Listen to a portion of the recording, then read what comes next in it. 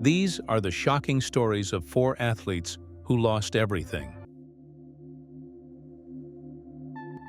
Brandon Browner grew up in Los Angeles and was born in August 1984. He stood 6 feet 4 and was known for his athletic ability in school. He joined the football and track teams, shining as both a corner and wideout. In 2002, he started college at Oregon State. Though he didn't play his first year, he had an outstanding second season, earning top rookie RCE honors. He continued performing well, but when he entered the 2005 professional draft, no teams picked him. He signed with Denver shortly after, but a broken arm kept him off the field. In 2006, he switched to Canada's league, where he played well and even won a championship.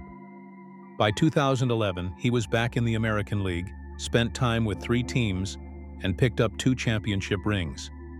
However, in 2010, trouble began. That May, he was arrested for cocaine possession. In September, more trouble followed when he threatened someone.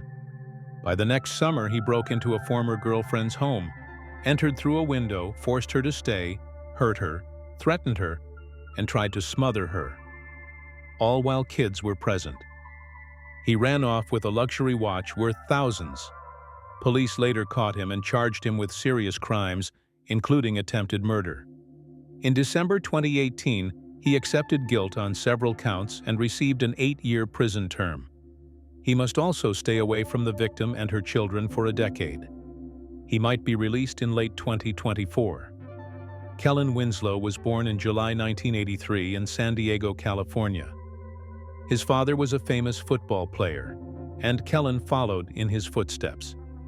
He was a star in high school and then played for the University of Miami. In his first year, he didn't play much, but the next season, he helped his team win a big championship and scored several times. His third season wasn't great, but he still entered the NFL draft in 2004. The Cleveland Browns picked him 6th overall, expecting big things. Sadly, he got injured early and missed a year. Over 10 seasons, he played for 4 different teams and made 1 Pro Bowl, but he never became the star people thought he would be. In 2018, a man saw Winslow trying to break into a mobile home in a town near San Diego. Winslow ran off but was caught soon after. He was arrested and let go on bail. But within days, more serious charges came. Several women accused him of assault, attempted rape, and other crimes. Police even used DNA to link him to a case from 2003, where a 17-year-old girl said he hurt her. Winslow kept getting into trouble. In early 2018, he was jailed again after reports that he had done inappropriate things to elderly women. That same year, a jury found him guilty of raping a 57-year-old homeless woman and exposing himself to other women. More trials were coming, but he didn't want to risk a longer sentence. So, Winslow made a deal.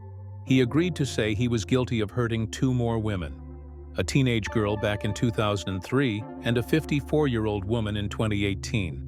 By doing this, he avoided life in prison. He was sentenced to 14 years and will have to stay on a special list as a sex offender for the rest of his life. He could be released in 2028, but only if he is granted parole. Rashid Bird was a very tall man, over 7 feet tall, who played basketball. In 2008 and 2009, he joined the NBA's minor league, which helps players grow and possibly join the main league. After that, he played basketball in other countries. He also tried acting. He had a small part in a sports comedy movie called Semi-Pro and showed up in a short documentary about athletes. In 2019, a woman told police in Los Angeles that Bird had hurt her. The police began to investigate, and they found out this was not the first time he had been accused of this kind of behavior. 2 other women had made similar reports, one in 2005 and another in 2010. He was found guilty in the 2010 case, but it's not clear what punishment he got. After looking into the new case for a year, police arrested him in September 2020. While Bird was waiting in jail, more women came forward. They said he had also harmed them in the past. These new cases showed he had been violent to women over several years, between 2015 and 2020. The police added more charges because of these stories. In 2024, Bird went to trial. He was 42 years old by then. The court heard all the evidence, and the jury found him guilty of many serious crimes. The judge gave Bird a very long sentence, 90 years to life in prison. This means he will most likely spend the rest of his life in jail for the things he did to those women. Mel Hall was more than just a baseball star in the 1980s and 1990s. He was a charismatic showman. With dazzling talent, a magnetic personality, and a lifestyle that oozed success, he easily drew people in. Fans adored him, teammates respected him, and the spotlight seemed to follow him everywhere. But behind the fame and flashing cameras, there was a dark truth lurking. A truth that would eventually shock those who once idolized him. In 1989, during a seemingly innocent birthday outing, a father brought his daughter Jenny and her friends, including a bright-eyed teenager named Amber, to a Yankees game. They sat in right field, buzzing with excitement. Hall, playing on the field, noticed the group of giggling girls and flirtatiously pretended to toss them a ball. The moment felt magical to the teens, like something out of a dream. Encouraged, they sent him a letter, hoping to receive a memento from their new baseball hero. But what came next was far from harmless. Hall didn't just send an autograph. He called 15-year-old Amber and invited her and her family to another game.